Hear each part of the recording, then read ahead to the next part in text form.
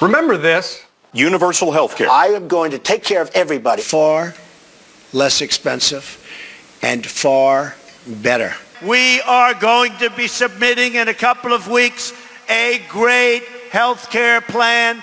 That was candidate and freshly minted President Trump vowing to repeal Obamacare and replace it with a miracle health care plan in his magical couple of weeks. Well, here we are more than 3 years into the Trump presidency, 6 months into a pandemic, and here's the plan. But in fairness to the president, he has managed to get something done, dismantling key provisions of Obamacare in the courts, namely the individual mandate. And now he's marshaling his Justice Department to try to kill the whole thing, just as America is suffering through a pandemic that's killed more than 150,000 of our fellow Americans and infected millions more. All while the second quarter GDP number was the worst on record, nearly 33% in the red if it were extended to the whole year. So no wonder the president keeps promising that his mission to kill the Affordable Care Act won't actually remove one of the things that people really like about it. Pre-existing conditions will be totally protected. Pre-existing conditions. Okay, so that claim received the coveted Bottomless Pinocchio Award from the Washington Post, because covering pre-existing conditions is something only Obamacare does right now. A provision that pulls really strong, even among Republicans, because it turns out that having a pre-existing health condition occurs across partisan lines.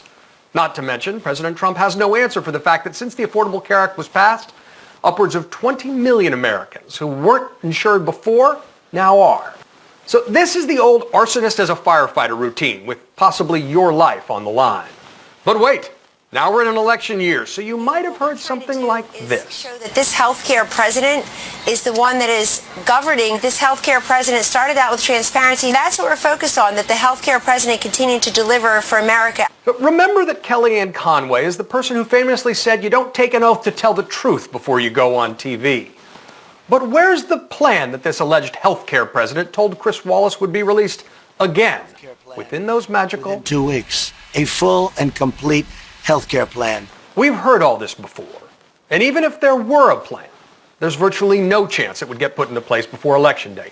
Look, good people can disagree over the details of healthcare. It's complicated, whether it's the ACA, the public option, Medicare for all, or a more free market plan that has some evidence that it might lower costs. But we can't ignore the fact that a decade after Obamacare's passage and endless demonization by the GOP, there still isn't a serious Republican plan for replacement.